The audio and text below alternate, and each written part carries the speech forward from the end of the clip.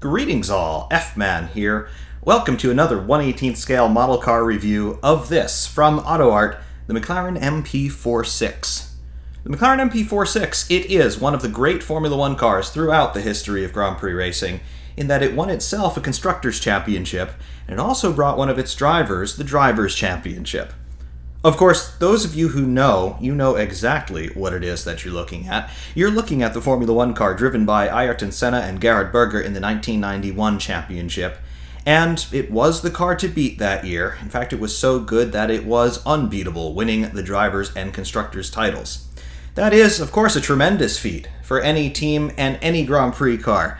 However, when you have got the legend of Ayrton Senna attached to this particular Grand Prix car, it quickly supersedes simply being an old race car and begins to attain a status almost of adoration. That is very much a reputation that the McLaren MP4-6 earned in its day and still very much retains to this day, to the point that when McLaren brought one of these cars back out of mothballs and they drove it at Sonoma in the hands of guys like Lando Norris and Tony Kanaan, it made YouTube headlines the world over. It was only a few exhibition runs, not even at racing pace, but people loved this car so much. Hearing that V12 engine, the 3.5-liter Honda RA121E in the back of this car, it's a sound that I'm sure if you've heard in person, you will absolutely never forget it. And even for myself, having heard that engine only through the lens of the internet, it's something that I will never forget. I've personally always likened the sound of this particular engine to that of, perhaps one may hear, if they were confronted with the lost souls of demons pleading for their salvation out of eternal hellfire. However, leaving metaphysics aside, what is this car, and what is this magnificent 1/18th scale model by AutoArt, and why has it caused me to break my couple years long hiatus of this point of collecting model race cars? Because, of course, interests do change from time to time, and nowadays, airplanes and ships are things that much more frequently make their way into my model collection. However, here in F-World, there is still some room for race cars, and the McLaren MP4-6 by AutoArt in 1/18th scale is certainly an example of that. Let's take a look at what the 4.6 is, and more importantly, what AutoArt have done to bring us this fantastic 2024 release model. The McLaren MP4-6. What is this car? What is this 1/18th scale model by AutoArt? And why has it caused me to break my hiatus of collecting model cars? Well, first off, those of you who are very long-standing stalwart fans of the channel may well be having a little bit of a mental conflict right now, because you may remember a primordial time in which I did in fact publish a review of a 1/18th scale McLaren MP4-6, and you would be rather correct. All the way back in January 2010, I did publish a review of a 1/18th scale die-cast McLaren MP4-6, that model by Minichamps. And, well, not all that much has changed. We have a new model here, this one, of course, by AutoArt, and we are showing you moving pictures in comparison to the slideshow that first video was. And we're showing them to you in 2160p, so if you're not able to watch immediately in full resolution, I do suggest that you do watch at full resolution, because there are quite a lot of details that you're going to want to see on this model. It's very well done. However, the model is different, the video production is actual video production, but F-Man is still F-Man, although he was using a slightly different name back in 2010. Regardless, though, why are we here? What is this thing before us? Well, this is the McLaren MP4-6. It is the Formula One car designed and manufactured by McLaren International for the purpose of competing in the 1991 Formula One World Championship. It also competed for the first two rounds of the 1992 season, but it's a little bit more of a footnote in its history than its main act in 1991. How was this car designed? Who was responsible for it? Well, the brain trust of McLaren International, who did all of the chassis and bodywork design and most of the running gear design on the car as well. McLaren's brain trust at the time was headed up by Neil Oatley, who had the title of executive engineer and chief designer, I suppose you could call Neil Oatley, for the MP4-6. He was sharing and delegating responsibilities with the likes of Matthew Jeffries, who has the title of head of vehicle design, David North, who was chief transmission engineer in the era, David Nielsen, who was chief suspension engineer, Bob Bell, head of research and development, and Mike Gascoigne, head of aerodynamics. Those of you who are longer-standing Formula One fans will know the names Neil Oatley, Matthew Jeffries, David North, David Nielsen, and particularly Bob Bell and Mike Gascoigne. Lots of championships to share among all of these gentlemen. However, also credited as a designer of the car, although not working on the car itself necessarily, Osamu Goto of Japan. He was the technical director for the engine development side of this project, and he was working for Honda. There is, of course, a Honda engine in the back of this car, as the very conspicuous Honda branding would belie. It is a V12 Honda, displacing 3.5 liters at 60 degrees. It is specifically the Honda RA121E, specifically displacing 3,497 cubic centimeters. Near as makes no difference to bang on 3.5 liters, which was the formula limit at the time. Fantastic engine. As we said in the intro, a very distinct noise coming out of the twin banks of 6 cylinders in this engine. Definitely something that you can pick out even in the grainy, period-correct race coverage audio. When these cars went by, you knew it. Between these cars and the V12 Ferraris and the Ferrari V12 engines and some of the customer teams in the era, you definitely knew when the 12-cylinder Formula One cars were on track. They sounded absolutely glorious. More specifically, though, back to the car. What is it? Where does it come from? Well, it was immediately preceded by the McLaren MP4-5 and MP4-5B of the 1989 and 1990 seasons, respectively, and it was immediately succeeded by, first of all, itself in 1992 in its own A specification, the MP4-6A and B. However, it was ultimately succeeded by the McLaren MP4-7 in its A and B specs in 1992. More technically speaking, it is, of course, a V12 powered car, V12 at 3.5 liters at 60 degrees. It could rev in its initial specs all the way up to 14,000 RPM. However, by the end of its tenure in B-spec in early 1992, that RA121E engine was hitting at least 15,300 RPM, if not a little bit higher than that, putting out on its way 730 to 750, 760 horsepower, depending on the day and depending on the specific setup that we've got in the car. That engine, though, it was sending its power to the rear axle via a Weissman and McLaren jointly designed, transversely mounted, 6-speed manual transmission. Yes, this is the last manual McLaren, and it is the last manual car to win the Formula One Constructors' Championship. Absolutely amazing to consider now. 1991, so we are definitely talking about some time ago, but not all that long ago, all things considered.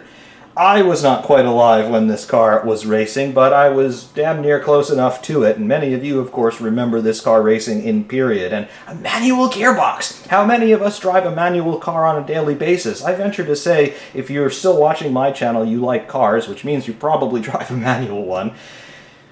It's something that you can still identify with. That was a World Constructors' Championship winning Formula One technology all the way up until 1991. Pretty remarkable to consider that. Fuel, however, as we would see on the car's livery, produced and provided to McLaren courtesy of Royal Dutch Shell, prominent Shell logos there on the leading edges of the side pods, and the car, of course, is shod on Goodyear tires.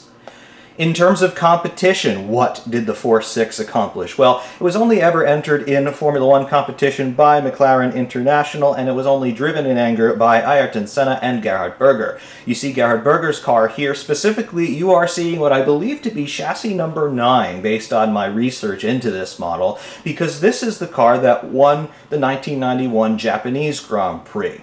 It was a race that was dominated for most of the way by Senna in car number 1. However, Senna knew that he was going to be world champion whether he won the race or not. Therefore, the two McLarens, they joined in close formation on the final lap, and through the final corner, Ayrton Senna yielded his first position to his teammate in the number 2 car, Gerhard Berger, quite graciously allowing Berger to win the Japanese Grand Prix, with Senna coming home in second place, still securing a 1-2 finish for the team, still ensuring a driver's championship, his last for Ayrton Senna. Therefore, one of the more magnanimous moments in, can we still say recent, but definitely within living memory of Grand Prix racing. Ayrton Senna, who didn't need any more race victories, although he would go on to achieve a couple of more in his career, allowing his teammate, with whom he had a great friendship, by the way, to win the Japanese Grand Prix in front of the home crowd for Honda. A very important day for McLaren. Of course, that McLaren-Honda partnership going from strength to strength in this era.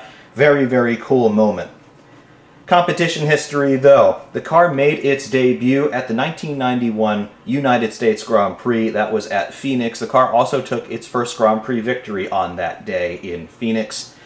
The car's final event was the 1991 Australian Grand Prix in terms of being MP46A. However, its final event overall, in terms of the last time it actually entered a Grand Prix, was the 1992 Brazilian Grand Prix in its B specification. The last time the car would win a race, however, was the 1991 Australian Grand Prix in that era held at Adelaide. And until quite recently, I believe 2021, it was the shortest official Grand Prix in history, in that there were absolute deluge monsoon conditions very shortly after the race start. The cars were transforming themselves from highly strung and sophisticated race cars to very poorly designed small watercraft, and therefore the race organizers eventually had to relent and they red flagged the event. I believe officially on lap 9 or something like that, but I think some cars started a 12th if not 13th lap. Either way, Ayrton Senna was in the lead, an undisputed champion of wet conditions he was, when that red flag was eventually called.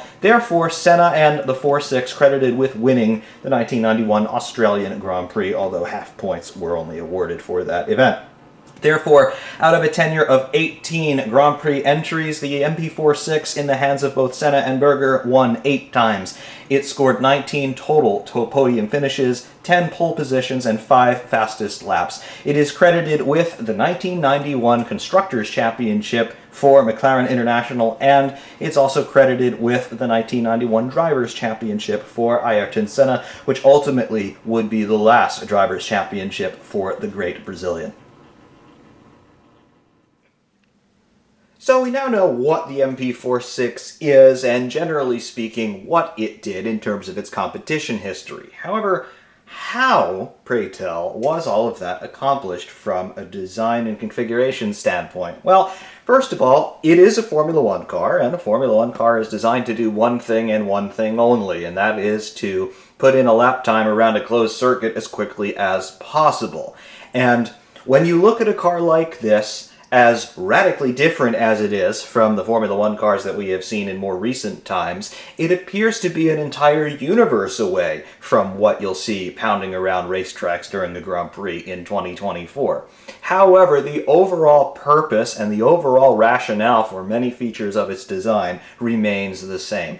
We are attempting to generate straight line speed as well as cornering performance while incurring a minimum expense of drag and scrub and loss of grip through the tires. Generally speaking, a Formula One car, be it from 1950 or 1991 or 2024, is going to be trying to exploit two things: mechanical grip and aerodynamics to that end. How fast can we get around a corner, and how fast can we get to at the end of a straight before we've got to put the binders on and get the thing slowed down again.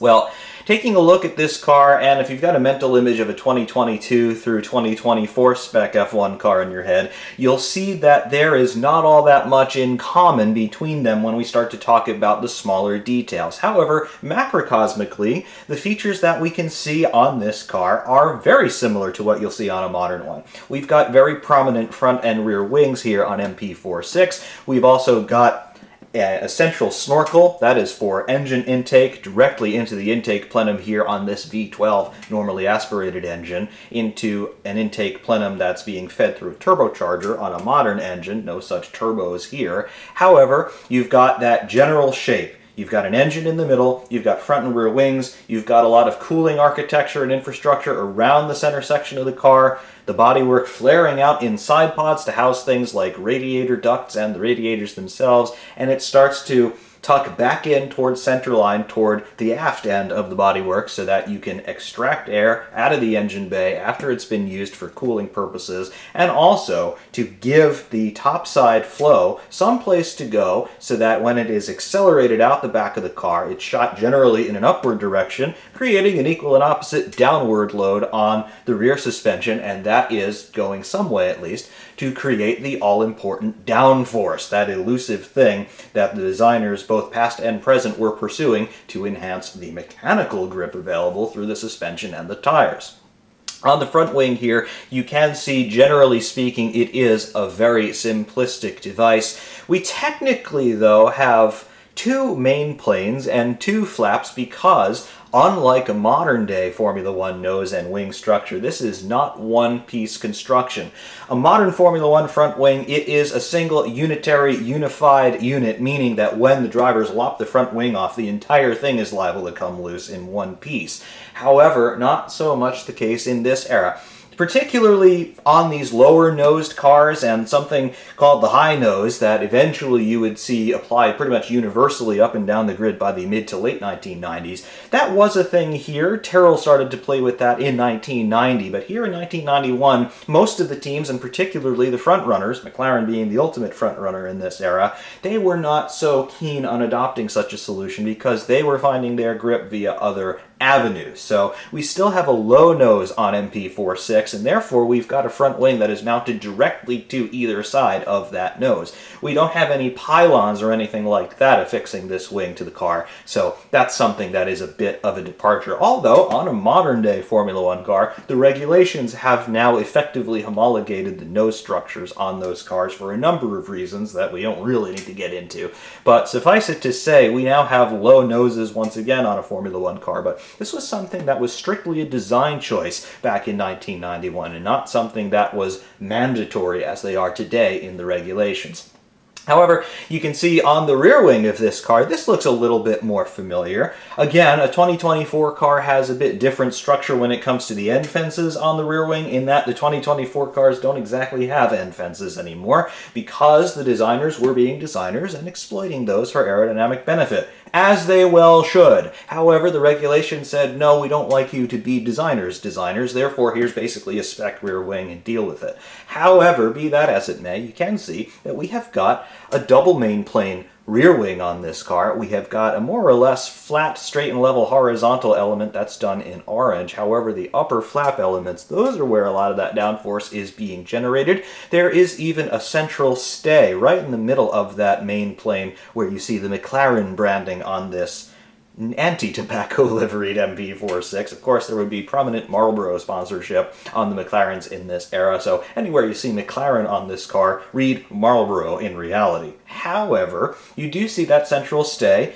No, that is not a DRS actuation pod. DRS was not even remotely a figment of the imagination in 1991, nor was any semblance of active, as in powered and actively controlled aerodynamic devices. All of the adjustments to the rear wing and the front wing on this car would have been done manually in the pit lane once the driver had come back off track and started to talk to the team about how he felt in the car, what the balance was like, and what he might want to do to improve things.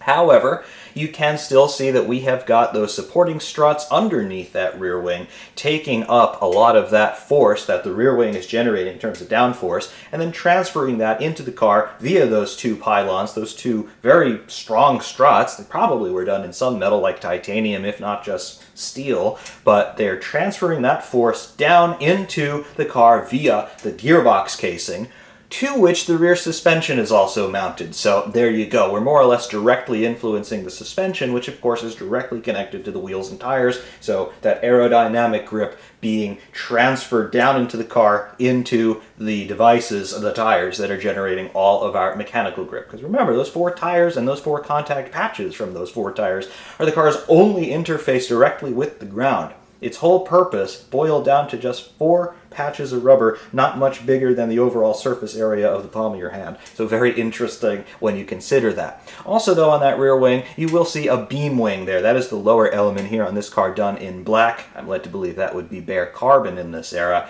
You can see what that's doing as well. Beam wing is something that still kind of exists on a modern Formula One car, but also the rear suspension fairings are kind of functioning as beam wings in the modern era as well, though not so much here in 1991. Otherwise, you see the topside bodywork. It's very quiet, very smooth, open curving shapes in this era on all of the cars, and that is done strictly to cut down on aerodynamic drag. For as much as we need the car to be interfacing with the air in order to manipulate it to create that downforce, we also don't want the car to be running into the air too much where it shouldn't, because then that is drag. Your engine only generates so much power, meaning that the faster you go, as air resistance increases, because drag squares with speed, as does downforce, the faster you go, the harder it is for the car to continue to accelerate, and even the harder it is for the car to maintain its speed, because you've always got that air resistance, that drag trying to slow you down. You've got a finite amount of engine power. You can't just manifest more horsepower out of nothing, although 750 horsepower is nothing to sneeze at. You need to make the car as efficient as possible to exploit that engine power to its maximum extent. That's where you get this smooth bodywork from. You do still see this topside on a modern Formula One car, but the details, specifically in terms of how they are persuading the air to go where they want it, very different nowadays. Here in 1991 on 4.6, we're simply trying to get the car through the air with the least amount of resistance. We are taking that flow off and directing it around and into the car in various places, and we'll take a closer look at that from some other angles. But here, we're trying to cut through the air more than we're trying to manipulate it, apart from what we're doing with our wings, and of course with our under tray as well, as we will see later.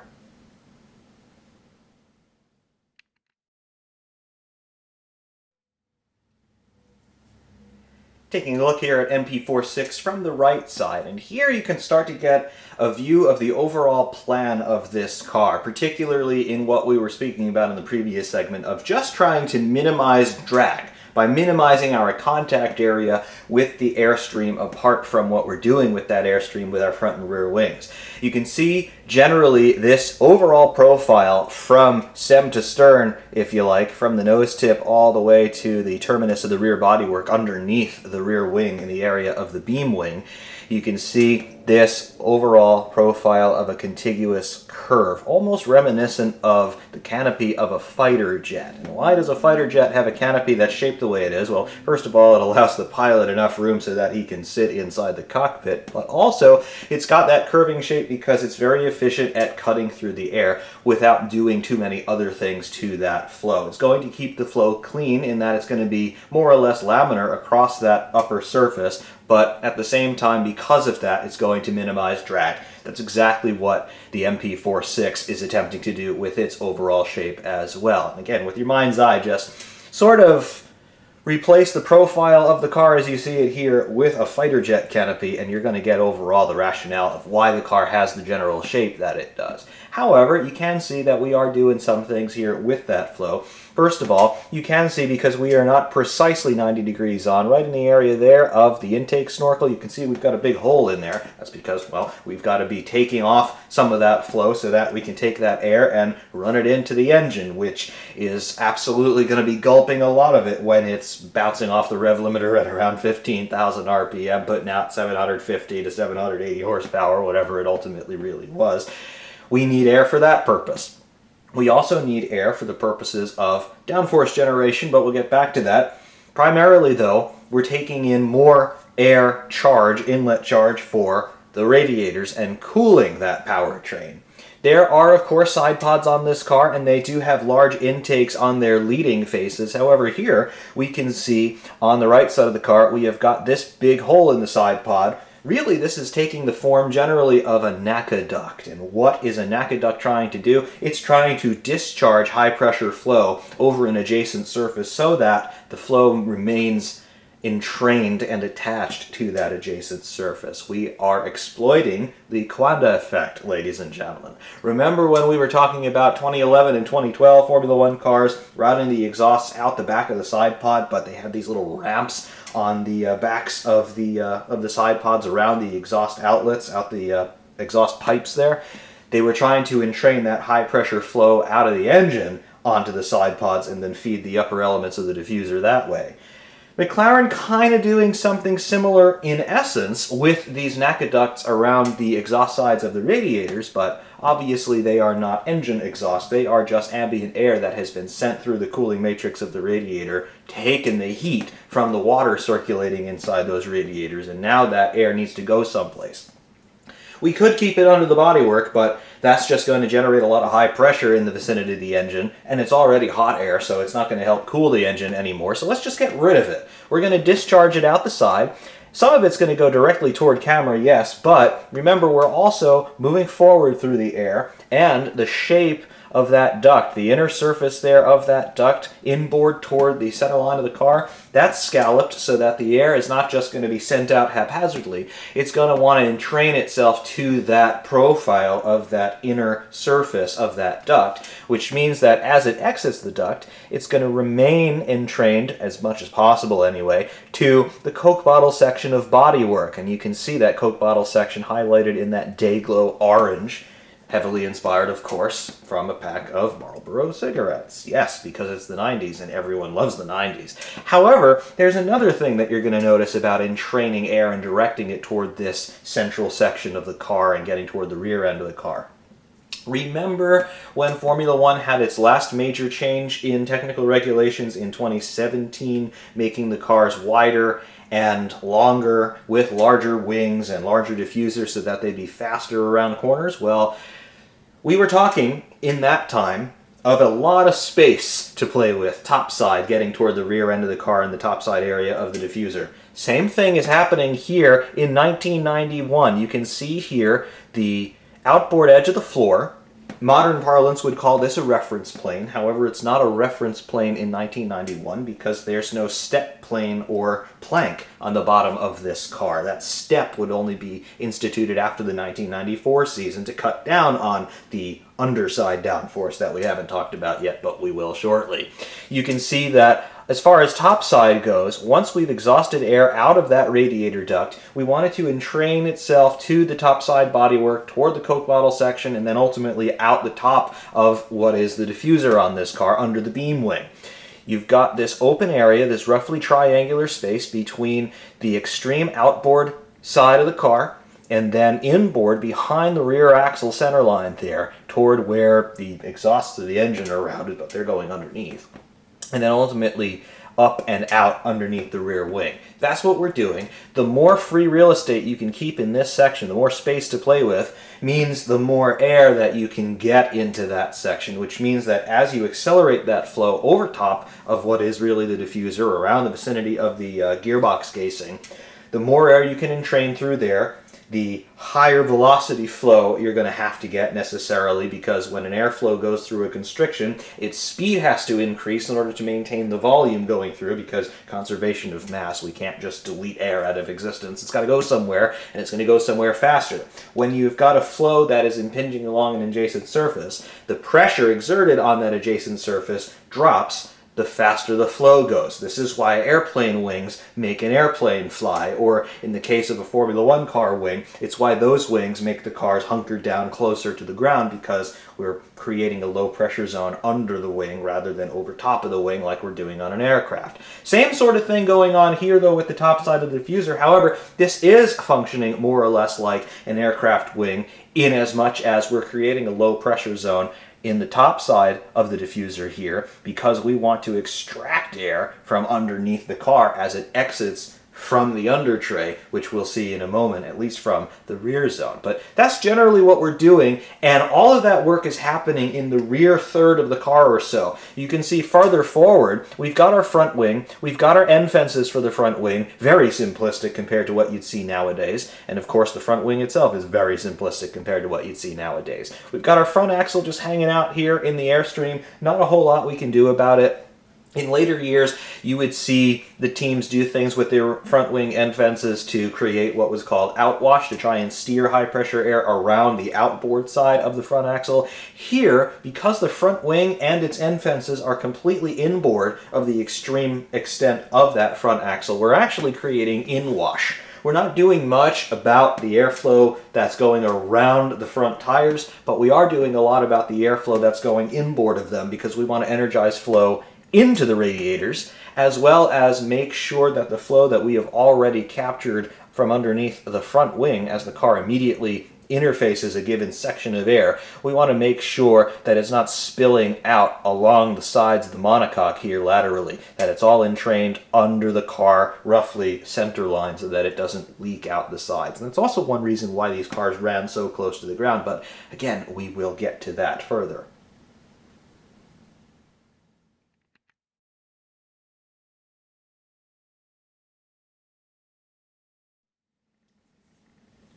Coming in onto the rear zone of MP46, what do we see here? Well, to be honest, this might be the most familiar looking part of this car in the context of 2024, in that we have still got ourselves a rear wing with its support pylons. We've got a center section of the car which is open, and we have also got a diffuser outlet section, as we can see. So, interesting to note all of that, and again, it's probably the most familiar part of this car visually. However, we do have some pretty stark differences. First of all, you can see that we have got that rear wing with its double main plane structure, with its slot gap. That's something that you will still see on a modern car. However, that slot gap remains whatever it is as the mechanics set it up in the garage. There's no DRS, there are no active aero features on this car. DRS is not only a sacrilege and a farce to racing, oh wait, that's just my own commentary going on here, but it wasn't even remotely on the horizon in 1991. Slot gap, however, helps to accelerate that flow and make the rear wing yet more efficient. However, underneath that rear wing, you can see this big open section of bodywork. What's that all about? Well, just like you're seeing the teams do in 2024, we've got a lot of high-pressure air inside that engine bay that needs to get out, and the best and most efficient way to do that is just to cut a big old hole in the back and just let it come out, and that's what they're doing. You will see that the hole is flanked on either side by these two smaller radiators. Those are gearbox oil coolers, and that's all they are. You've got the lubrication oil from the gearbox circulating through there, and some of that airflow through the engine bay is going to go through those cooling matrices and just make sure that that oil is within its operational limits in terms of temperature. Inside centerline, both of those radiators though, we have got this red square. What's that? That is the rain light, believe it or not. Just like you'll see on a modern car, you've got a rain light which nowadays is mounted on the back of this large columnar structure that's called the rear crash structure, and that is a homologated component. The regulations tell the teams exactly where that rear crash structure has to be, how large it has to be, what its overall dimensions have to be, and then the rain light goes onto the back of that. Also, the teams nowadays are running these LED strip lights along the rear faces of the rear wing end fences, but nothing like that here in 1991. Neither did we have any homologated rear crash structures in 1991, so big differences. That rain light, though, had to be there, and it had a given size and shape that it had to be, but the teams more or less were at liberty to put it wherever they could fit it. And McLaren obviously decided to put it there, right on the back of the gearbox casing, so really interesting. Also, though, you will see on the diffuser underneath the car in the black section that is flaring upward and outward, you'll see that we have got a diffuser. This looks pretty similar to the things that we have seen in more recent years. However, this is what we would call nowadays a single element or a single level diffuser. We don't have multiple paths in terms of vertical channels that the airflow could pass through in its way through the diffuser. We've just got one element with some strakes. We don't have any of the inboard enclosed channels that we would see on cars like the Braun VGP 001, for example, in 2009, where they were using an exploit of the technical regulations in terms of the size, location, and dimensions of the starter hole, where the starter motor goes onto the back of the gearbox to start one of these engines. Braun, Williams, and Toyota in 2009 came up with an ingenious exploit to effectively create a second diffuser within the principal diffuser structure, and later on in 2010 that was exploited to such an extent that some of the cars, technically speaking, you could say had double if not triple level diffusers. However, here in 1991, not a thing. Regardless, though, you will also notice two additional structures inside the diffuser, just inboard of those strakes. You see these two oblong structures. What are those? Remember, this is a 3.5-liter V12 at 60 degrees. What does a V12 have? It has two banks of cylinders, 6 each. What do you need to do to get all of the exhaust out of those cylinders? Well, you got to route it through some pipe work, and McLaren certainly have done that. That pipe work terminates right there inside the diffuser inboard of those strakes, meaning that here in 1991 is a blown diffuser. I know that I have said this every time that I've talked about a Formula One car produced prior to 2011. However, I'm going to say it again because I just enjoy being salty about it. Red Bull did not invent the blown diffuser in 2011, ladies and gentlemen. What Red Bull brought to Formula One in 2011 was the concept of using engine exhaust to energize flow through the diffuser when the drivers were off throttle, meaning physically off the pedal, via the use of electronic engine mapping. The Renault engineers, remember Red Bull with Renault engines in this era, were hanging the throttles, physically hanging the butterflies on the intake plenum open so that the engine would turn into an air pump, and the torque generation became negligible because fuel was cut, or spark was cut, or a combination of both. And that is what became known as the off-throttle exhaust blown diffuser. However, the concept of taking the engine exhaust and routing it through the diffuser for the purpose of energizing the overall diffuser flow was not something invented by Red Bull or even invented by Adrian Newey. It is something that traces all the way back to the mid-1980s. I would like to say that Lotus were the pioneers of this idea. Back in 1984, 1985, you will see flames shooting out of the underside of that Lotus car, and guess why? Because the exhaust is there, through a diffuser. So, with that said, we have an exhaust-blown diffuser here in 1991 on the McLaren MP4 Please and thank you. I will not entertain any comments telling me how wrong I am.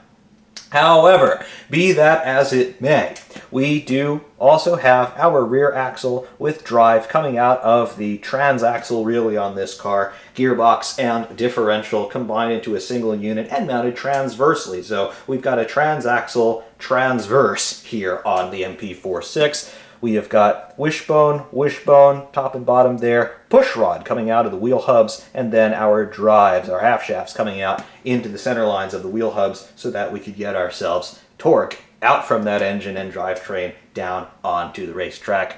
Absolutely wonderful.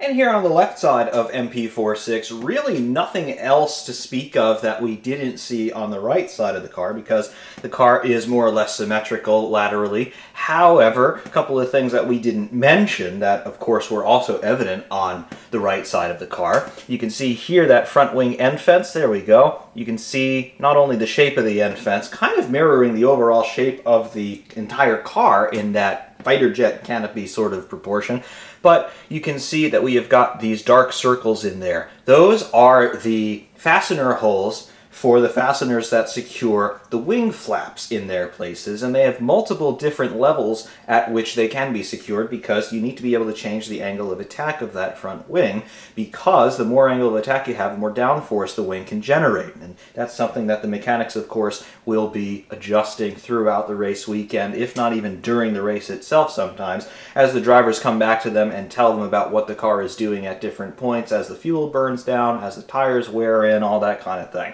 And particularly when you had a driver like Ayrton Senna in this car, as perceptive as he was to the things that the car was doing over the course of a run, I can imagine that he could have driven his mechanics absolutely crazy in making the smallest of adjustments to that wing, simply because he was just so perceptive in terms of what the car was doing. Of course, you can see complementary features on the rear wing there. You see the black circles, and it's a little bit easier to see here because of that day-glow orange livery. You can see that those black circles roughly trace the profile of the wing, and that's because you've got multiple different elements in there. The angles of all of them can be changed to suit whatever the running conditions are requiring, and that's not only something the driver might want to do, it's something that you might need because, well, ambient temperature is lower, meaning the air's denser, meaning you can back off the wing a little bit and still generate the same downforce because you're moving more air across the wing now.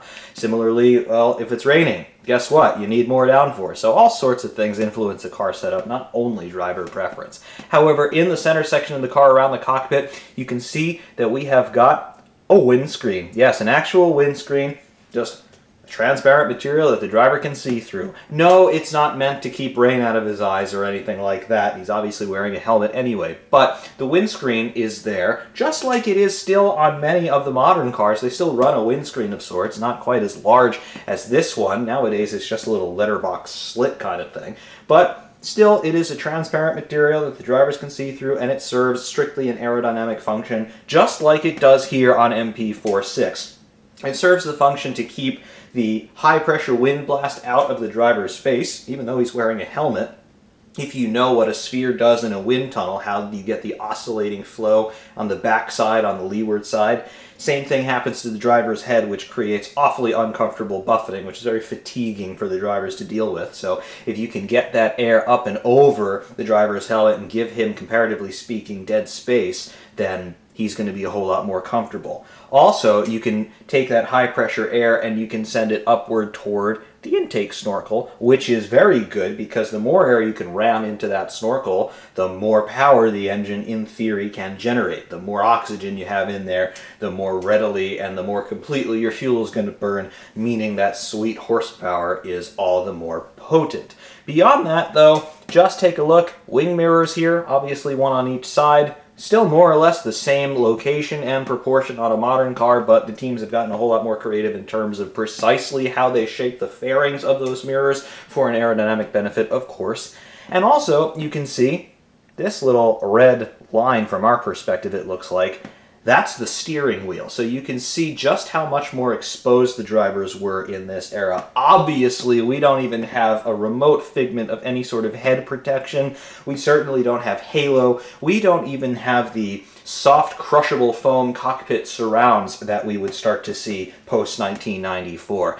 The sides of the cockpit here, the sills, that's just carbon. That's part of the car's monocoque structure. There is absolutely no give to that whatsoever. It's actually the strongest part of the car there around the cockpit, which means it is almost infinitely rigid as far as we're really concerned, meaning that it has no give whatsoever in terms of trying to absorb impact energy. All of its purpose in life is to be as rigid as possible so that the car doesn't flex, meaning you have a stable platform for the aerodynamics, and in the event of a crash, it's just going to try to hold together to macrocosmically protect the driver, but it's not going to do much in terms of softening the blow for him.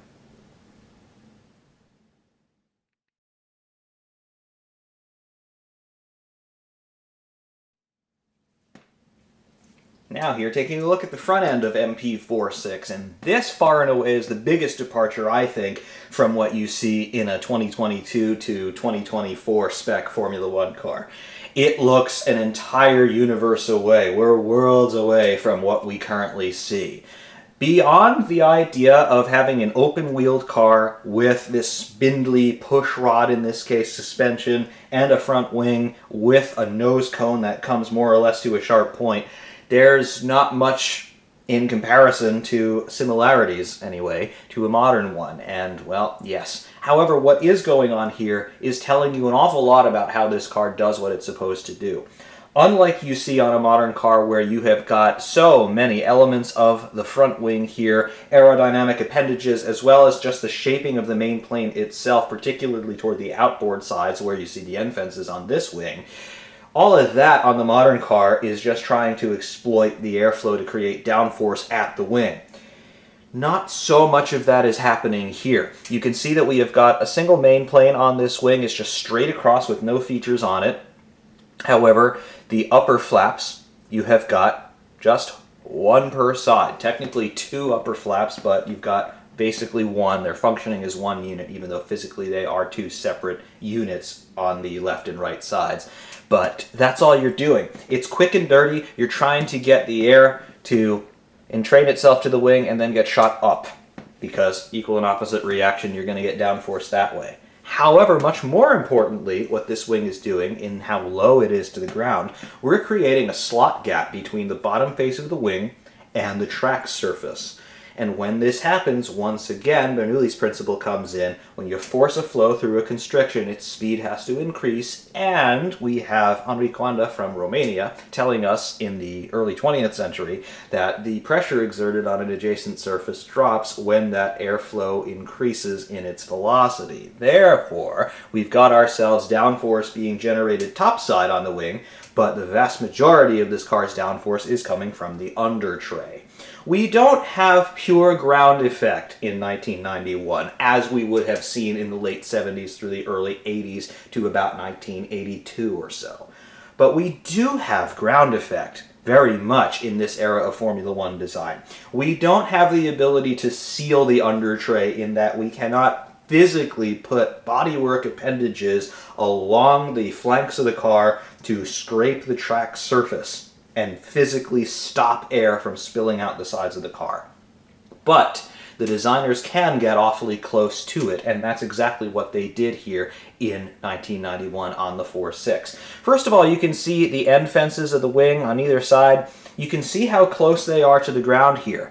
And remember, we're looking at this car more or less as it would appear, completely empty with no driver, obviously, and no fluid, so no fuel and no other ancillary liquids required to operate the car. So we're looking at its total empty weight here before it's even been ballasted to be race legal. So unballasted, completely unladen, this car probably weighs only about 450 kilograms. It's very light, with the engine, mind you. So, yeah. So you're seeing everything unloaded just on the car's static dead weight.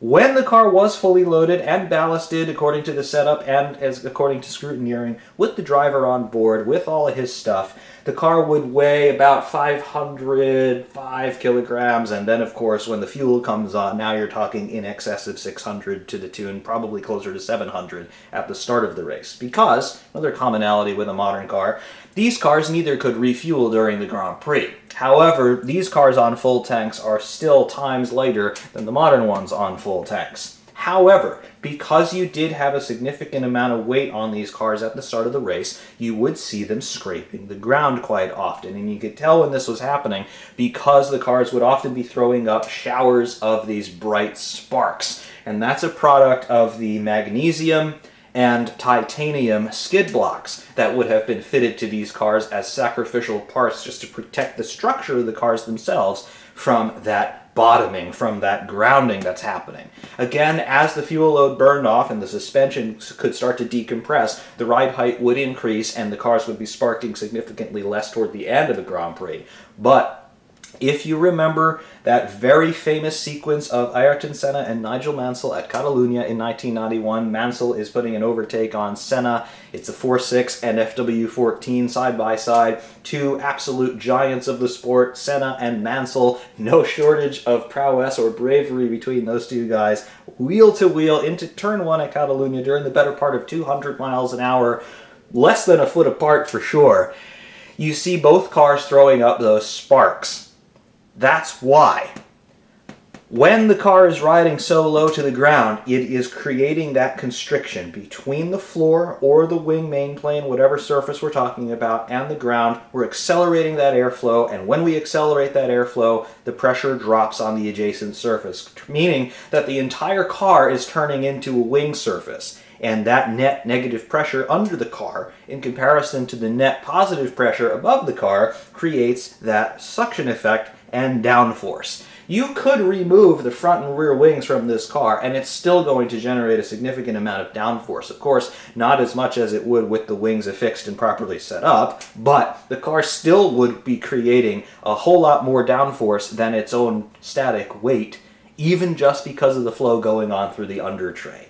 despite the fact that we no longer had shaped under trays in terms of creating an airfoil, and despite the fact that we no longer had those sliding skirts physically to seal the gap between the side of the car and the ground. So very smart design here. Looks a little crude to the modern eye in many ways. However, what do you see in 2024? You see the cars exploiting to a very large degree ground effect. They're doing it quite differently than the way it was done here in 1991 in that these cars have flat bottoms for the most part. There's a little bit of a flare upward toward the rear zone where the exhausts are and the backside of the diffuser.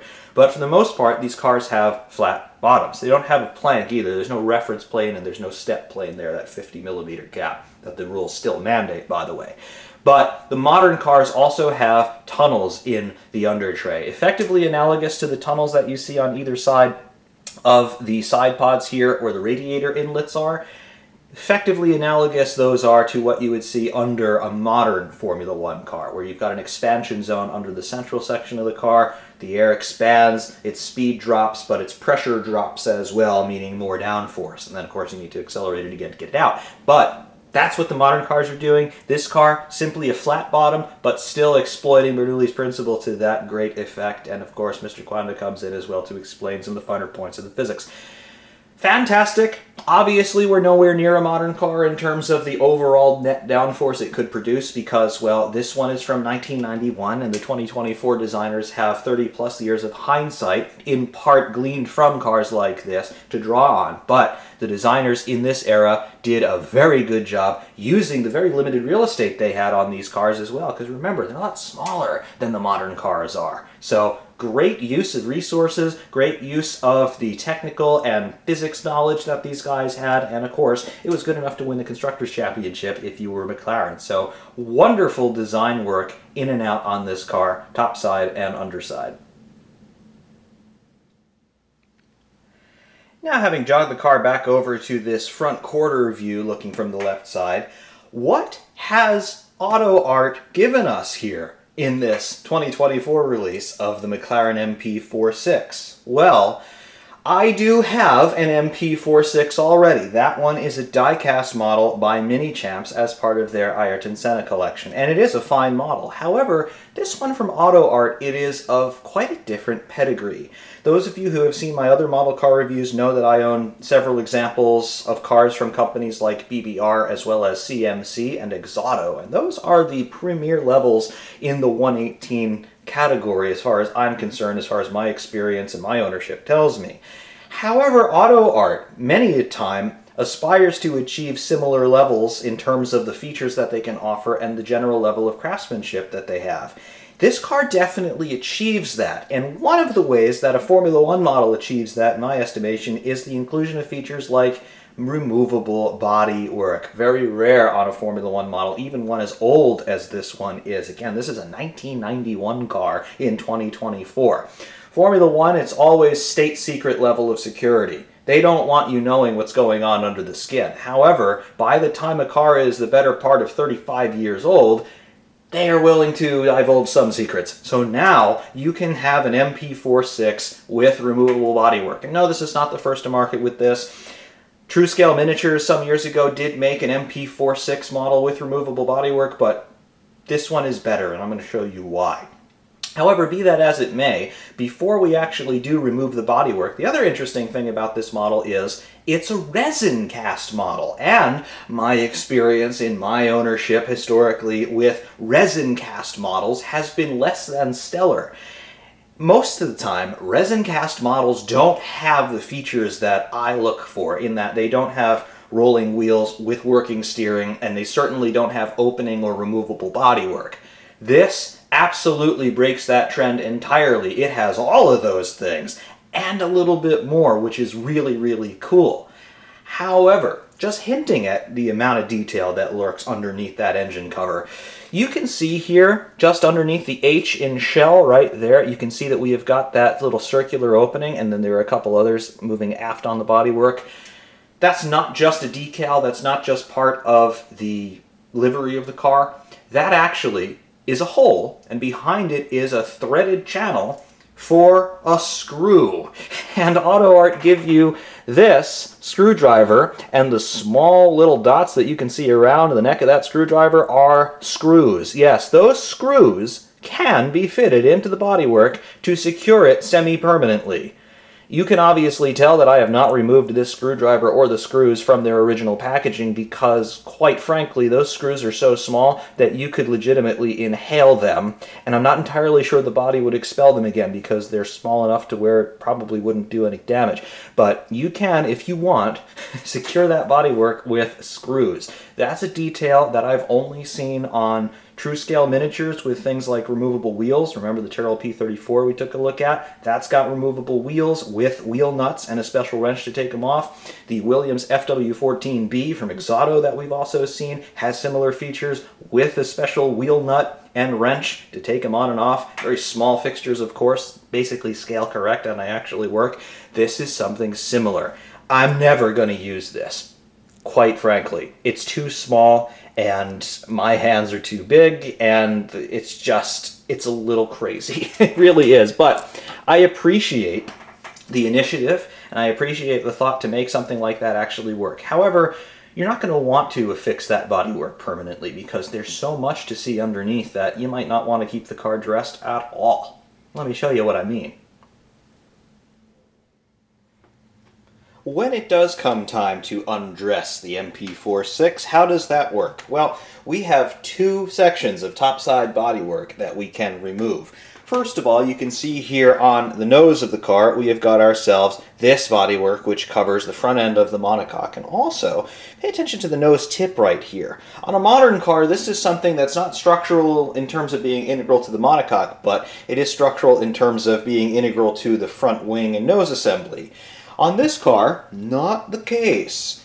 To remove the front section of bodywork, what you're going to do is you are going to grab along the top, being careful not to lop off this little antenna here on the left side of the nose, and then you're just going to pull forward, and it starts to work itself loose ever so slowly. There you go. Once it does work itself loose, you are going to pull forward around the main plane of the front wing, comes forward, and then it's off. Now, turning it this way, underneath, you can see it's just finished in matte black, but you can see right here the nose tip. This is the nose tip that physically slings around the main plane of the front wing. So that's something that you have to line up in order to put the bodywork back on. Don't just try to force it like this because it won't fit, number one, and you'll break it, number two. So just be careful like that. But that's what you've got in terms of your front end bodywork, and we'll just keep that there for the moment. So all of that's removed, and you can start to see in this section of the car that we've got ourselves some details of what our front suspension looks like, and generally the front of the monocoque. Also, you will notice that the front of the monocoque, this transverse bulkhead, if you like, right there, that is the front of the car. That nose tip is strictly bodywork. It's just aerodynamic. It's just to try and smooth out the flow around the front of the monocoque. It has nothing to do with the structure of the car itself. Big departure from what you would see in a modern car. Of course, moving up and aft, you now start to get into the area of the pedal box, which, if we can focus, is right there. There we go. That large circular void space just above where it says McLaren, that is where the pedal box is. The driver's feet will be there, and of course you've got your three pedals like a real car in that space. Over top of that, you have got your push rods going into bell cranks, and you have got your front suspension struts and coil-over spring dampers. Real cool. However, you will say, isn't there more to see on this car in terms of things that come off? Yes, you would be absolutely correct, and let's take a look at the rest of that story next. The rest of the bodywork is this large single-piece clamshell that extends all the way forward above our front suspension dampers and then all the way aft over the gearbox casing and really over the center line of the rear axle. And it all comes off in one piece. The engine cover, the side pods, all of that, it's all one piece of resin cast. So what you're going to do is you're just going to start lifting up, and you'll see that it starts to separate along the sill here, along the floor. Start lifting toward the rear, start lifting toward the front, and you see the whole thing starts to come up. The little holes here that line up with the catches that the screws could go into if you really wanted to do that, they line up So that's actually a good visual reference point to make sure that you're putting this back on correctly. Lift up, tilt it up from the forward end so that you clear the rear wing supports, and then it lifts up and then it comes off. What you see underneath here, you can see finished in matte black. However, we've got those silver areas that are over the exhaust primaries, because obviously 3.5 liter V12 engine, those exhaust primaries are going to get mighty hot, most likely glowing red-orange, if not translucent, even in this era. So there's some heat dissipation and reflection that has to happen because this carbon fiber bodywork is not particularly heat resilient. So obviously AutoArt deciding to replicate some of that detailing there. Looks really good, but it's not particularly reflective. It's just a brushed aluminum look. I know Exoto models in particular with the removable bodywork, that's very highly reflective, but this not so much. However, we'll just put that aside, as we will with the forward bodywork for the moment, so that we can just see what we have got going on underneath this car right now. And here from the left side, well, you can see that more or less completely gone is that fighter jet canopy look that we were talking about prior when we had the bodywork on, and it's just been replaced with all of the utilitarian stuff that you would expect to see on this car. Obviously the front wing is still there with its end fences, but none of the bodywork is there. You'll notice that the wing mirrors around the cockpit are gone, and all of the bodywork around the side pods and everything else besides the rear wing now gone, replaced with what really makes this car tick. All of your cooling infrastructure, your air intake infrastructure, and of course the engine and drive line.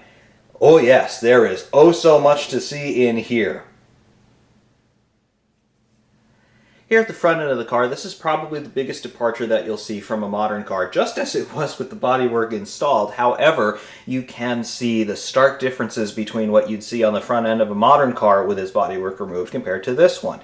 The nose tip and all of that structure, that's actually part of the monocoque to a degree. It is, I would call, a non-stressed or maybe even semi-stressed member, in that the nose cone itself is still technically removable, but it's not something that they would expect to be removing, in that if you had an incident where nowadays it would necessitate a nose change, be a much more difficult process to accomplish in a pit stop in this era. Nowadays they've got those quick release fasteners where they could change a nose and front wing assembly all in one unit in less than 10 seconds.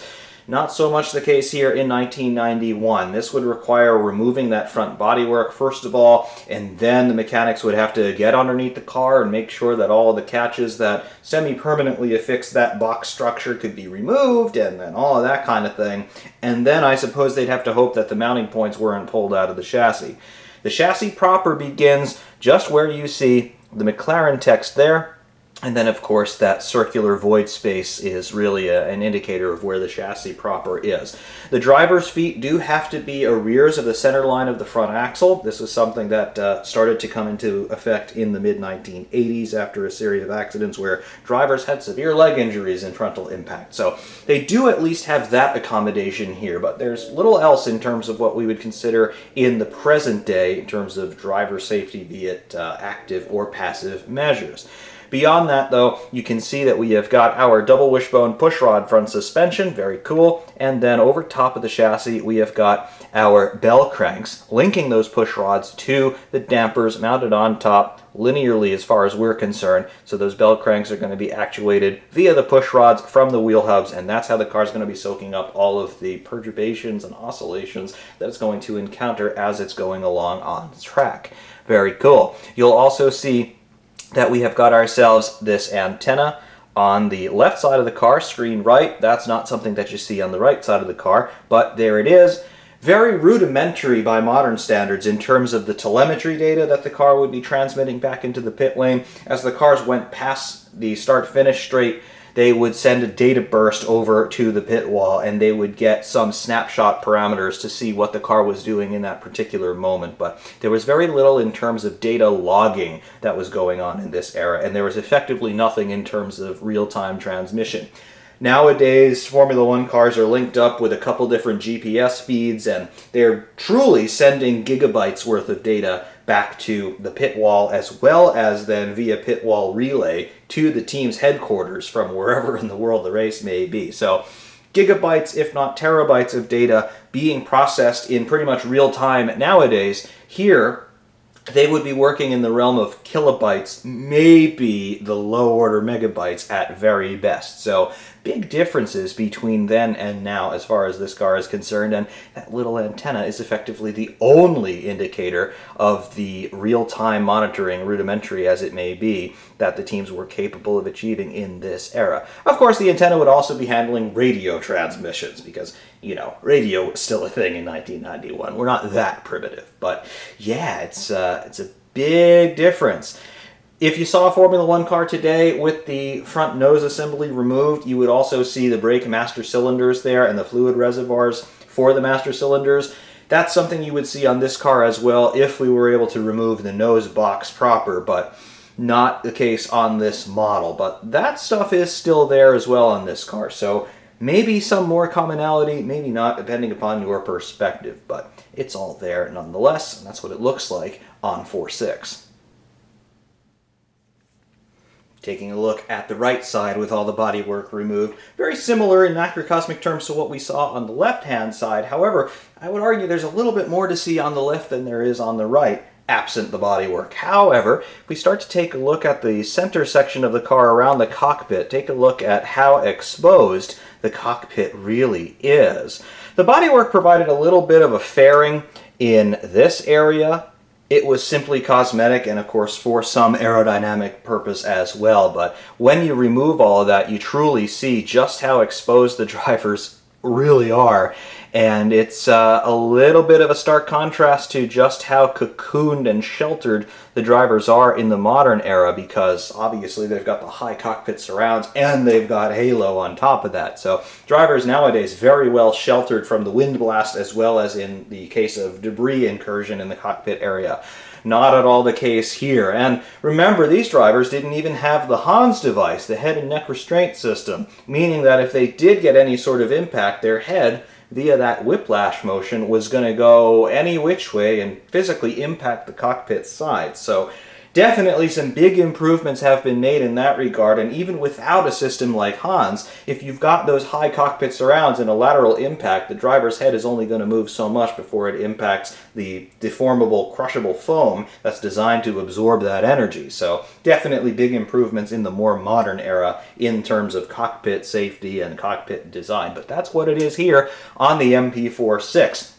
You can see that with the bodywork removed, we are seeing basically 3/4 of the steering wheel, which is right there. We're seeing 3/4 of that diameter of the steering wheel just exposed, direct line of sight. That's how high the driver is sitting, comparatively speaking, and that's how exposed their upper bodies were. It just is what it is in terms of this time. And maybe with a modern eye, we're a little bit biased to say, well, how did we not have more serious injuries and fatalities in this era? But it was just the time that it was, and nobody knew any different. So maybe guys were more careful. I don't know, but that's what we've got. Moving away from the cockpit and continuing to move rears here, there's the really good stuff. There's our engine with its right bank of cylinders anyway, with the exhaust primaries. And we have also got our cooling infrastructure. Here on the right side of the car, there's our radiator with its associated plumbing. We've got a manifold right here. I'm not entirely sure if that is an electric pump, but it's definitely a manifold channeling all of that cooling water in and out of the radiators, and obviously the engine is providing water pressure for that via some engine-driven pump. Perhaps there was an electric auxiliary pump, not entirely sure. Beyond all that, though, moving a little bit farther forward, this part of the side pod there, this is carbon structure, part of the monocoque. That is housing some sort of infrastructure. Maybe it's a fire bottle, maybe it is an air bottle, a pneumatic reserve for the valve system on the engine. Not entirely sure how that was plumbed in, but perhaps that's what it is too. This here, clearly it's a pressure vessel of some sort. Not entirely sure what it is. The radiator, though, as you can see, pretty nice visual representation of the coil matrix that makes up a radiator. However, it is just a decal. There is no three-dimensional texture work anywhere on the radiators on this car.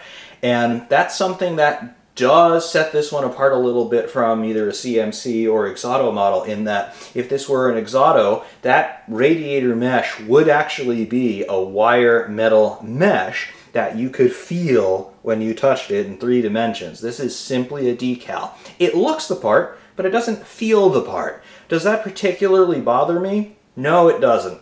But that's what this one is.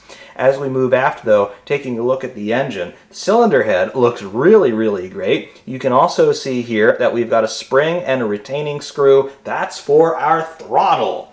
Remember, manual gearbox in this car, meaning that we don't have a hydraulic, electronic, or computer-controlled system for changing gear. Neither do we have any such system for the throttle actuation on this engine. All 12 butterflies linked up to a single armature, which is then linked up to a wire, which is linked up to the pedal in the cockpit. So you need a return spring for all of that, otherwise the throttle will stay wherever the driver puts it.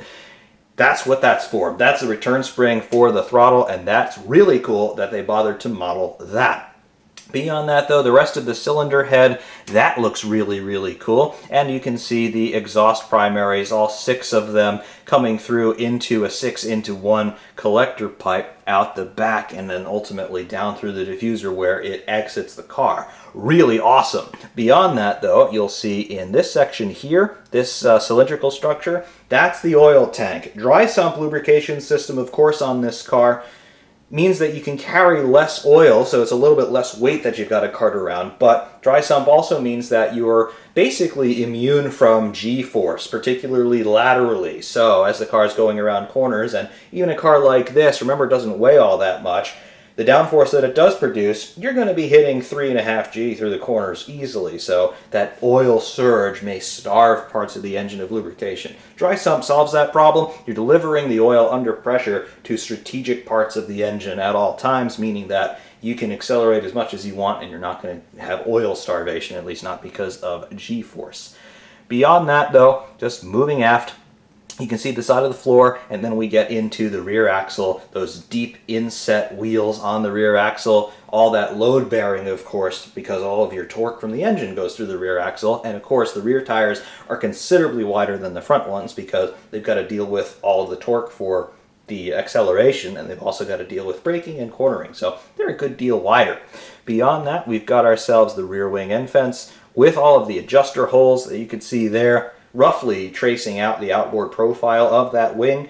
Very, very cool stuff all around. And again, these are features that you don't necessarily see on Formula One models, even ones that are as old as this one. Again, remember, 1991 this car was racing, and only now are we starting to get models that depict its internal features. Really remarkable. Good job, AutoArt. We do, however, have one more party trick that this AutoArt MP4 can give us. If we zoom in toward the top of the engine there, you can see that we have got our roll structure as well as our intake plenum on the top of the engine, replete with our snorkel done in carbon look plastic. Well, obviously there's more to see underneath that. The intake plenum is home to all 12 butterflies that form the throttle on this engine, and this plenum, of course, can lift off. We slide back ever so slightly, we lift up, and then it comes off. It's not pass-through like you would see on a couple Exauto models, namely the Ferrari 641 as well as the Williams FW14B in 1/18 scale by those guys, but you do have that texturing underneath here in the plenum area that looks like an air filter, and then, of course, you have got an opening there in the snorkel, but not pass-through, just shaped as you would expect. So you've got that stuff as well. So now we have got everything truly undressed to its maximum possible extent. And yeah, we have to go freehand here because that's just the only way that I could think to show you all of these things close enough so that you could really appreciate them. We'll take this overall rear view here as our starting point because I really want to show you the cockpit area on 4.6. This is absolutely a world away from what you would see in a modern Formula One car. Take a look. You can actually count how many buttons are on this steering wheel, and none of them are gear shift paddles, I hate to tell you, because that's accomplished via that silver lever thing. Actually, it's done in that silvery gold, high luster, but low reflectivity color of titanium. So yeah, probably a titanium gear lever in this car. But yes, that steering wheel, suede wrapped for better grip even if it's wet, but just a couple of buttons on it, namely things for changing the page display on the dash as well as for activating and deactivating the radio and maybe the rain light. Beyond that, you have a dashboard. Yeah. When was the last time you saw a Formula One car with a dashboard that wasn't a Williams? Yeah, I thought about that. Long time ago, wasn't it? Yep, just a rev counter there, going all the way up probably to 16,000 if I had to guess. But yes, a rev counter with 2 pages. It shows lower revs below 10,000, and then the second page shows revs from 10,000 to probably 16,000 or so. Really cool. Beyond that, they've given us great detail with the driver's seat, molded in the lower section, obviously to accommodate his legs. Very, very cool. And then on the left-hand side of the bulkhead, you've got your master ignition switch and probably your fire extinguisher bottle there, in terms of firing that extinguisher if you need to. And then you've got an adjuster, that silver T-handle, probably, I would guess, for brake bias, but maybe something else. Also slightly forward of that, you've got another lever. Most likely that is for the anti-roll bar stiffness on the front end. Really, really cool stuff there. And of course, wonderfully detailed. On the right side of the cockpit, you've got obviously your gear lever, 6-speed plus reverse manual gearbox. You physically move that lever in different positions corresponding to each drive gear. Yes, that's what this car was, and it's fantastic. The shift pattern is also there on the right forward cockpit bulkhead. That is fantastic to see, if you can see. I know it's a little bit dim, but it's brilliant to see that level of detail here. AutoArt outdoing themselves by far, I've got to say. Also a couple other switches there above the gear shift pattern diagram. Really nice. And of course, obviously that dashboard once again. So many things to see in the cockpit itself. So nicely done as well, and those details appear all to have been done in a manner that is scale correct, more or less. Really great. Moving forward, though, there you can see the dampers mounted on top of the monocoque for the front suspension, the bell cranks actuating them. Really, really nice. And you can see our front wing. That is secured, obviously, to the front end of the monocoque, but its torsional rigidity in part is gained via these struts, these silver struts. Some of them are bracing the skid blocks and the proto-barge boards, I suppose you could call them, that are coming off of the end fences of the wing, and then you've got them braced further at their extreme aft extent to the monocoque itself. So you've got those silver struts there, very nicely modeled. Additionally, here in our suspension geometry, you can see that we have got our steering linkage and sway bar there. Goes into what I presume is a steering rack because we have got working steering on this car, quite evidently. However, it feels very, very smooth. And I do have a smattering of scale models that don't just have that sort of tongue and groove arrangement that you see on a lot of cars that have working steering, but they do have a steering rack, and this may be one of them. I don't know entirely, but regardless, it's done very well. It's extremely smooth, and you can even, if you are so inclined, look through the top of the monocoque through that hole, and you can see that the steering column rotates as the steering is actuated here via my fingers on the left wheel. But yes, really, really cool. And then, of course, the steering wheel rotates in unison, as you would expect. Very, very nicely done, and very smooth, really. I've got a handful of cars that have particularly smooth steering, and this is one of them. Better look here, though, at our radiators here, the left side radiator. Again, this is just a decal. There is no three-dimensional texturing here on that radiator matrix, but it looks really good nonetheless. We've also got the plumbing there through another manifold, maybe an electric pump in there, I'm not sure, but you've got these struts here that are attached to the engine block, and then out to the outboard side of the chassis. This is for torsional rigidity for the engine, because of course with all the torque it's generating, it's going to want to flex as the revs are changing, so that adds a little bit of rigidity in that department. Regardless though, top of the engine, this is what you really came for. Intake plenum, all 12 butterflies there visible inside. Wonderful. Obviously one throttle per cylinder on this V12 engine. Great stuff. Maybe even an implied hint of the injector rail that would be just above where the butterflies are. And then of course as the throttle's open, the fuel spray intensifies, and that's what you would get. Really fantastic. And then this proportion with the exhaust primaries on either side of the engine, flanked by the pinstriping there with the Honda logo. Got your throttle return spring on the right hand side. Brilliant, brilliant stuff. Also like the color here of those exhaust primaries. They are done up in that Inconel type purplish gold color. Brilliant, brilliant stuff. Moving your rears a little more. There's your rear suspension mounted on top of the gearbox casing. Very, very nice. You'd have vertical dampers there actuating the rear suspension. But you've got a little bit of spare real estate here because the gearbox casing is transverse because of the transverse gearbox here. And as you continue to move your rears, you can see that you've got yourself the differential casing. So your transaxle here, very compact, but mounted transversely so that you'd have enough space for those dampers. Really, really cool. Additionally, there's the oil tank that we talked about before, the two blue headers coming out either side, high pressure oil lines because of the dry sump oil system on the engine. Coming down through the rear wing now, there are the push rod linkages a little bit farther forward, and then your upper wishbone forward linkages. Very, very nice. Extreme aft end, there we go. The gearbox oil coolers on either side of the rain light. And then you can see these bleed pipes coming out aft of the rain light.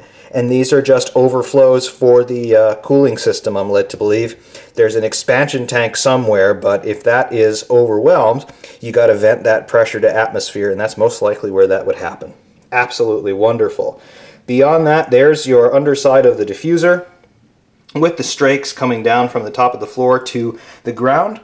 And then inset inside there, you've got your exhausts. Tailpipes obviously terminating there. And that's where the engine lets out its almighty roar. Absolutely great stuff to see here underneath the bodywork on MP4.6. Just want to take the chance to get a little bit closer in on some of the things here on the right side of the car. You'll see here on the monocoque, you can see that striation pattern, those vertical stripes. That's actually an artifact of the resin casting. Again, this is not a die-cast model, it is a resin cast model, although there are some die-cast parts on it. And you can see that just an artifact of that casting process has been left here as that texture on the monocoque. Obviously, this would have been a carbon fiber monocoque in reality. However, although the pattern visually would be different in carbon, seeing a pattern here in resin that is an artifact of how the physical object was produced, it's okay. It doesn't look out of place, but it doesn't look entirely correct in terms of being carbon composite either, which of course it's not. But take that or leave it, I don't mind it, and I think it adds a little bit of visual flavor to the overall presentation of the car in any respect. However, heading here toward the roll hoop, you can see a control box here, and it's trailing a whole mess of umbilical lines. That's one of the only computers on the car. Obviously, that's part of the engine management. A little bit of telemetry would be gathered from that. Beyond that, right side of the engine, with the primaries and collector pipes, there is our manifold for our water, our right side radiator, again, just a decal, and then this bottle here, which might be an air bottle. Maybe it is, maybe it isn't, not entirely sure.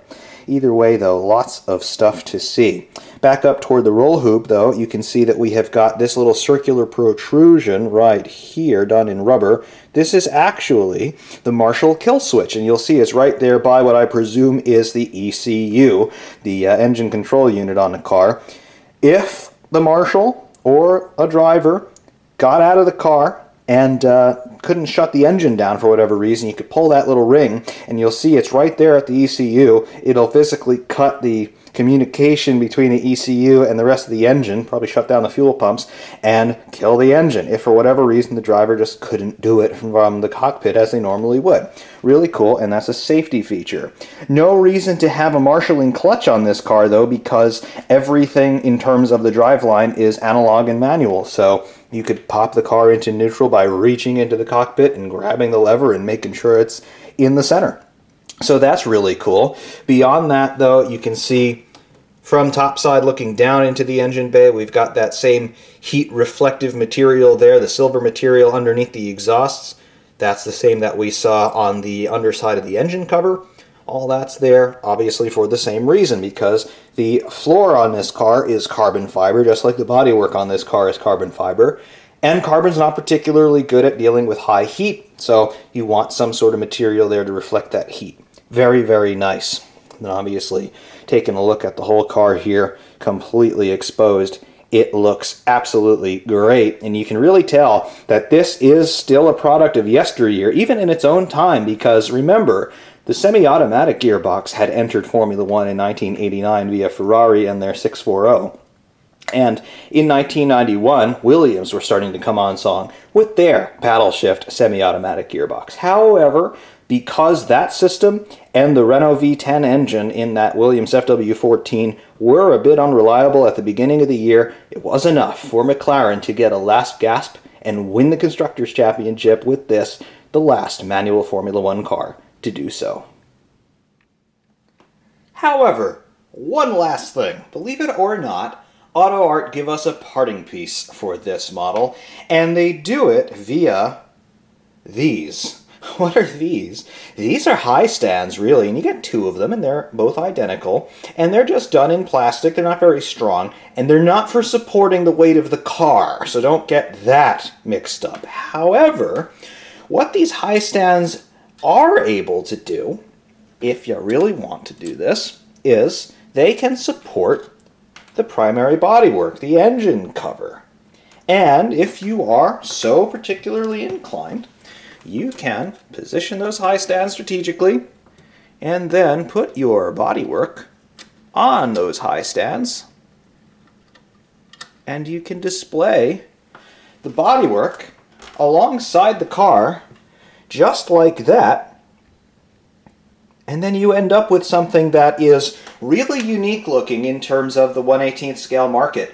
I can't recall seeing anything quite like this before, but AutoArt decided that maybe this would be a really cool display option, and some of you who are much more technical into this, more than I am, and perhaps you have a diorama that you like to display your models in, particularly a garage sort of setting, this would look fantastic. You've got the bodywork up on high stands so it's not getting scuffed up on the concrete floor. You've got the car with everything opened up. You've got on the other side, I've got the front end bodywork and the air snorkel there, so everything is just there for your eyes to soak up. And this really would be a very cool display option if you had a display area that looked more context correct. But here with a featureless white backdrop, it just looks a little bit amorphous and out of place. But this is really cool, and it's something I could totally see myself using if for whatever reason I wanted to exhibit some selections of my F1 collection. This would definitely be part of it, and I'd probably be displaying it like this. So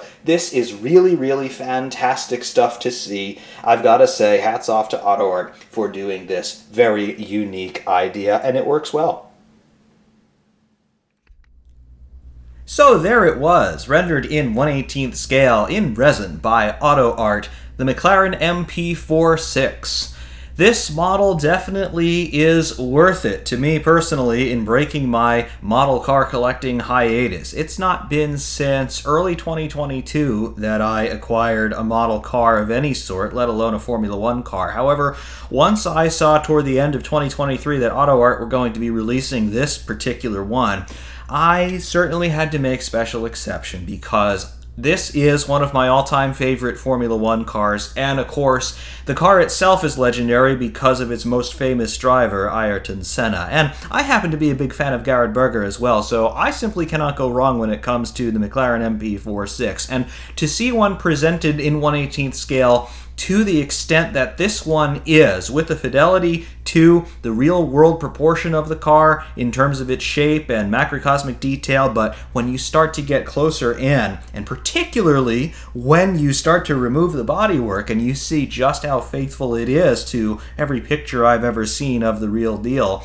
definitely this was one that I had to have. And I think it's one that would very well serve most Formula One model collectors to have in their collections as well, because, again, it's the 4.6. It's the last manual McLaren. It's the last manual Formula One car to win the Constructors' Championship. And depending on which stat you are inclined to believe, it is the only Formula One car to win the World Championship for Constructors with a V12 engine. Now, this is a controversial stat because everyone thinks about the Ferraris with 12-cylinder engines in the 1970s. However, some people are more inclined to call them flat 12s rather than V12s. And, well, if you look at one of those engines, they are at 180 degrees and not at the, say, 60 degrees that the RA121E is. So, whether or not you want to give credence to that stat, that is your own prerogative. However, the McLaren MP4/6 is at the crux of that controversy, and if you do decide to give that stat any credence, well, this is the only V12 Formula One car, therefore, to win the Constructors' Championship, which gives it even more selling points in terms of why you should acquire one. I find AutoArt to have done a phenomenal job inside and out with this. The inclusion of opening and removable features on a Formula One model is very rare, and in the past it has mostly been the domain of manufacturers like CMC and Exodo. However, AutoArt, they've done it on occasion before, but they are really making a statement with this model here in the removable front and rear bodywork, a first for any model of the McLaren MP4/6 to my knowledge, with a removable snorkel and with those little high stands on the side there for supporting the clamshell bodywork for display purposes if you are so inclined. Be that as it may, though, this is what I've got here today with this 1/18th scale McLaren MP4/6. It is a latecomer to the collection, not one I ever thought I would have, but I've got it, and I am absolutely thrilled to have it. Until next time, though, I do thank you all very much for watching. F-Man saying thank you very much, and of course, we will see you soon.